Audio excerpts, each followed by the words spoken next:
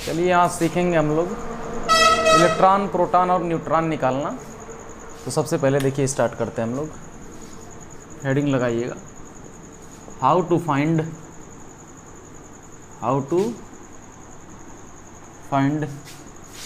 Number of electron, proton and neutron.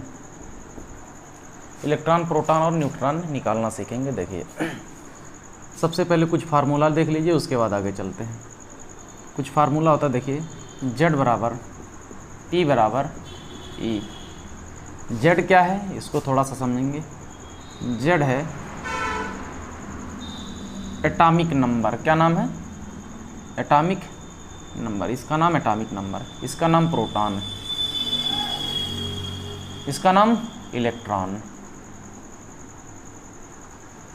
उसके बाद देखेंगे ये तो Z का यूज करके हम लोग इलेक्ट्रॉन निकालेंगे, प्रोटॉन निकाल देंगे, इलेक्ट्रॉन भी निकल जाएगा और प्रोटॉन भी निकल जाएगा Z का यूज करके। लेकिन बात अब आती है तो न्यूट्रॉन तो यहाँ है नहीं। तब कहेंगे सर जी न्यूट्रॉन निकालना तो सिखाया नहीं, तो ये भी देख लो। देखो N बराबर A माइनस Z, ये एक फार्मूला है। तो कहेंगे फिर ABCD वाला बात कर दिए। ये क्या है? A है एटॉमिक मास। क्या है? Atomic mass. और Z क्या है? वापस से वही है एटॉमिक नंबर।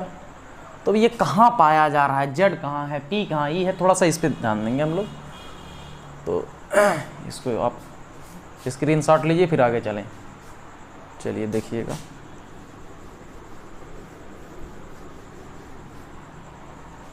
मान लीजिए कोई भी हमारे पास एक एलिमेंट है जिसको हम मानते हैं Z, मान लीजिए। Z नहीं मानते क्योंकि Z इसमें ऑटोमेटिक है।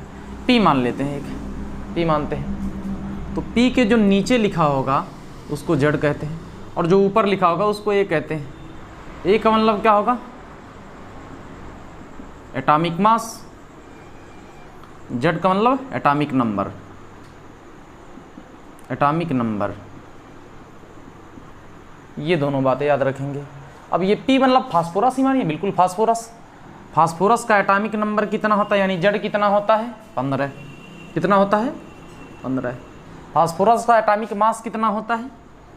सब बच्चे रट लेते हैं, डबल कर दो डबल कर दो। सब में डबल ही नहीं होता, किसी से डबल से ज़्यादा भी हो सकता है और उससे कई गुना भी ज़्यादा हो सकता है। देखिएगा A है तो ये देखिए 15 दूनी 30 आना चाहिए, लेकिन ये 31 आ जाता है। कितना? 31। तो जैसे फास्फोरस का एक एग्जाम्पल लिए, उसका एटॉमिक नंबर कितना? 15। एटॉमिक मास कितना? 31। तो इसमें देखेंगे, ये मिटाते हैं पहले हम, उसके बाद हम लोग निकालेंगे इलेक्ट्रॉन, निकालेंगे प्रोटॉन और न्यूट्रॉन। किसी भी एलिमेंट में, कंपाउंड में, सब में निकल जाएगा। तो हमारा एक एग्जाम्पल है, हम कहते हैं कि निकालिए सबसे पहले जो है सोडियम। सोडियम में कितने इलेक्ट्रॉन, कितने प्रोटॉन और कितने न्यूट्रॉन हैं। 4 एग्जाम्पल लेंगे, 4 से ही क्लियर हो जाएगा। सोडियम का देखिए एटॉमिक नंबर 11। एटॉमिक मास कितना होगा? उसे 23.5 होता है, लेकिन एग्जैक्टली हम लोग 23 लेंगे कैलकुलेशंस के लिए। तो सबसे पहले हम लोग देखेंगे इसको क्या बोलते हैं। इसको A कहते हैं, सब लोग जानते हैं। ऊपर वाले को, नीचे वाले को Z। काफ़ी शानदार तरीका है, ऊपर वाला A, नीचे वाला Z। सबसे पहले हम लोग निकालेंगे कि इलेक्ट्रॉन कितना है और प्रोटॉन कितना है। फार्मूला क्या होगा? Z बराबर P बराबर E। अभी इसका Z कितना? 11। अगर 11 होगा उसका एटॉमिक नंबर, तो उसमें प्रोटॉन कितने होंगे? 11। और इलेक्ट्रॉन भी कितने? 11। यानी यहाँ से मिला कि प्रोटॉन तो सोडियम के अंदर कितने प्रोटॉन? 11। और कितने इलेक्ट्रॉन? ये भी कितने? 11। तीसरा चीज़ बचता है न्यूट्रॉन। न्यूट्रॉन का निकालने का फार्मूला क्या होगा? N बराबर A माइनस Z। A कितना है? ऊपर देखो, यहाँ ऊपर 23 माइनस 11। 23 माइनस 11, ये आंसर कितना आएगा? 12। कितना आएगा? 12 आएगा। यानी इसमें से घटाओ और निकालो, ये आंसर आ गया। A में से Z को घटा दो, वही न्यूट्रॉन होगा। यानी इलेक्ट्रॉन तो तुम्हारे पास जो प्रोटॉन है वो 11 है, इलेक्ट्रॉन है 11, बचता है न्यूट्रॉन, ये है 12। कितना? 12। तो यानी सोडियम के अंदर 11 प्रोटॉन, 11 इलेक्ट्रॉन और 12 न्यूट्रॉन। ये फर्स्ट एग्जाम्पल रहा। ये है एग्जाम्पल नंबर पहला। अब आते हैं हम लोग दूसरे एग्जाम्पल की तरफ, मिटाते हैं इसको।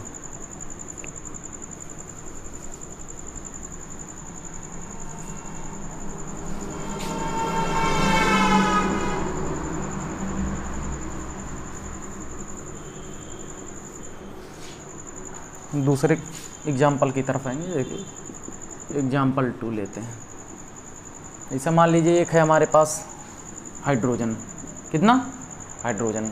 तो हाइड्रोजन का जो Z होता है और जो A होता है, हाइड्रोजन का एटॉमिक नंबर भी एक होता है और एटॉमिक मास भी एक होता है, एटॉमिक नंबर भी और एटॉमिक मास भी।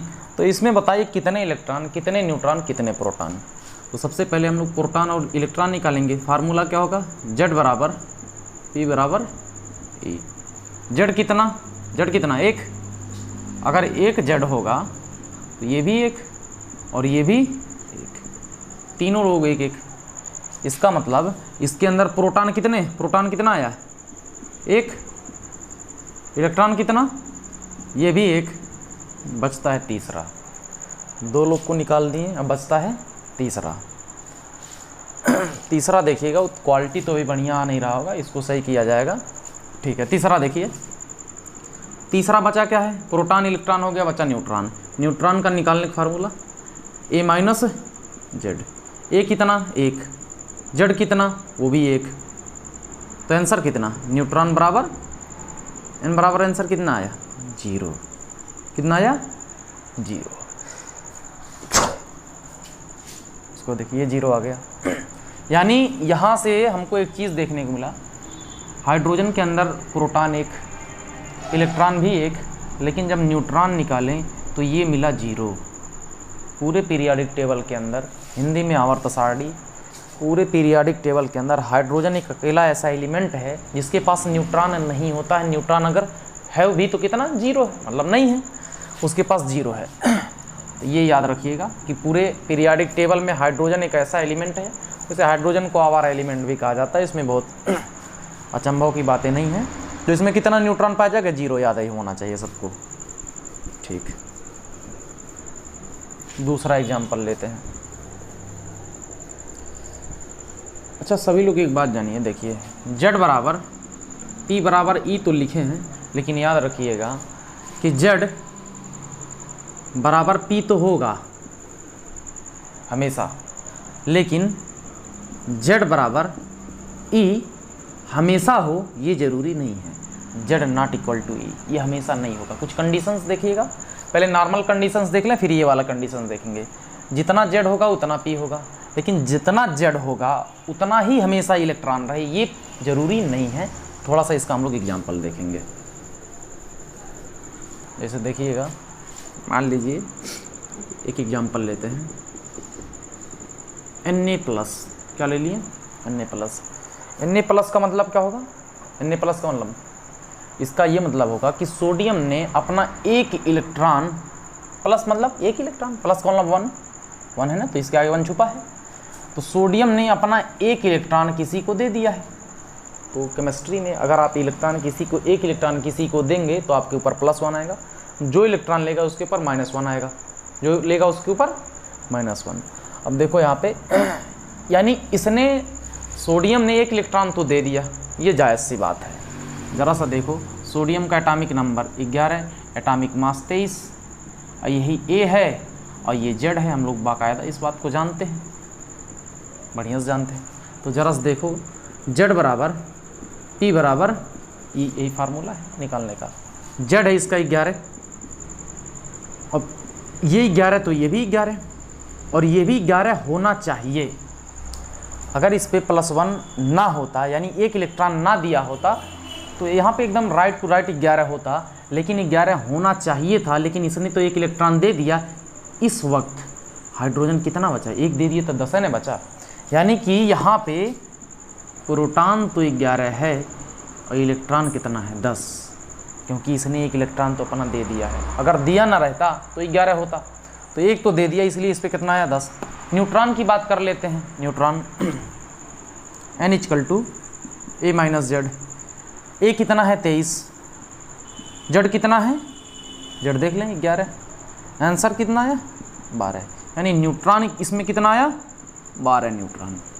11 प्रोटॉन, 10 इलेक्ट्रॉन, 12 न्यूट्रॉन, 10 11 12 ये पूरा एकदम सीक्वेंस में आ गया, 10 11 12। तो यहाँ देखिएगा, यहाँ पे इस फार्मूले से एक बात पता चला, यहाँ से देखिएगा कि जेड बराबर तो पी है, जेड बराबर तो पी है, लेकिन जेड के बराबर ई नहीं है। ये याद रखिएगा, ये कंडीशन। जेड प्रोटॉन के बराबर होगा, लेकिन इलेक्ट्रॉन हमेशा जेड के बराबर नहीं होगा। जैसे कि एग्जाम्पल लिए सोडियम पे +1, यानी जब आयंस की बात की जाएगी, आयंस दो प्रकार के होंगे, एक पॉजिटिव आयन, दूसरा निगेटिव आयंस। तो जब आयंस की बात की जाएगी तो आयंस में जेड हमेशा ई के बराबर नहीं होगा। नॉर्मल कंडीशंस में जो जेड होगा वो ई के बराबर होगा। जेड का ई के बराबर मतलब इलेक्ट्रॉन के बराबर होगा। एटॉमिक नंबर जितना होगा वही उतना ही इलेक्ट्रॉन होगा, ये नॉर्मल कंडीशंस में। लेकिन जैसे ही कोई आयंस आ गया तो आयंस में ये कंडीशंस लागू नहीं होगा। तब वहाँ पे क्या होगा कि अगर पॉजिटिव आयन है तो इलेक्ट्रॉन निकल गया है, निगेटिव आयन आएगा तो और इलेक्ट्रॉन बढ़ जाएगा। एक निगेटिव वाला देखते हैं, देखिएगा।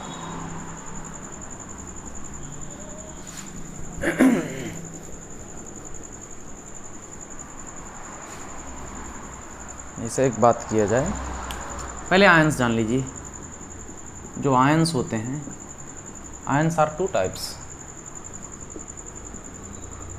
कितने? 2 प्रकार के, एक पॉजिटिव आयन और दूसरा निगेटिव आयन। तो हम लोग एक बार पॉजिटिव आयन का एग्जांपल लेंगे, एक बार निगेटिव आयन का एग्जांपल ले लें। याद रखिएगा कि आयंस में Z नॉट इक्वल टू ई होगा, याद रखिएगा। ये आयंस के लिए, नॉर्मल कंडीशंस के लिए ठीक ठाक है, लेकिन जब आयंस की बात की जाएगी तो इलेक्ट्रॉन Z के बराबर नहीं होगा। जरा सा यार देखें, पॉजिटिव आयंस का एक एग्जांपल हम लोग सोडियम लिए हैं, उसी तरीके से इलेक्ट्रॉन निगेटिव आयंस का एक एग्जांपल लें। जैसे मान लीजिए यहाँ पे Cl- क्या ले लिए?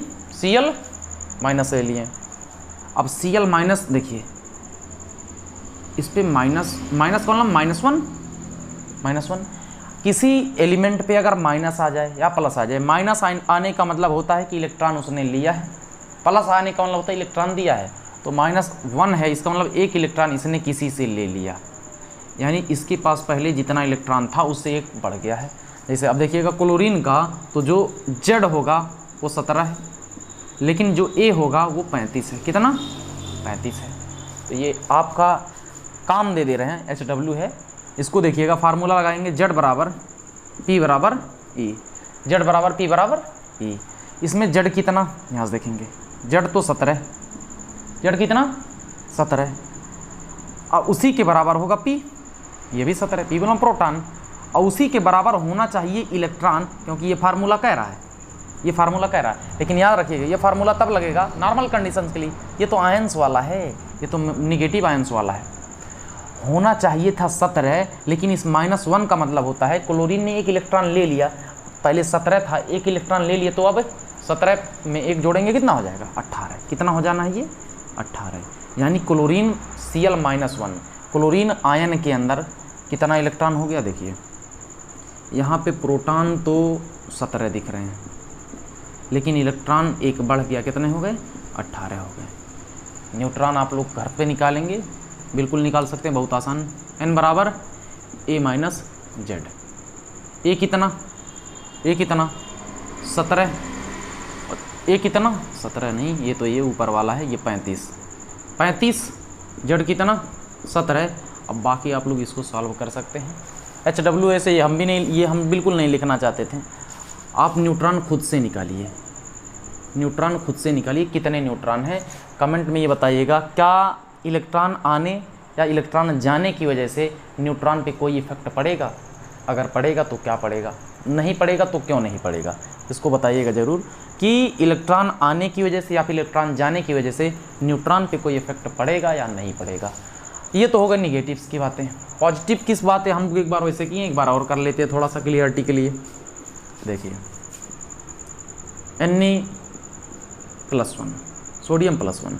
अच्छा +1 का मतलब अभी बताएं, +1 का मतलब एक इलेक्ट्रॉन इसने दे दिया। अगर यही -1 लिख दें, इसका मतलब एक इलेक्ट्रॉन ले लिया, पहले जितना इलेक्ट्रॉन था अब एक इलेक्ट्रॉन दे दिया, यानी पहले से एक इलेक्ट्रॉन कम होना है। तो इसका ये 11, ये 23, ए इसका कितना होगा? 23। इसका Z कितना? 11 होना है।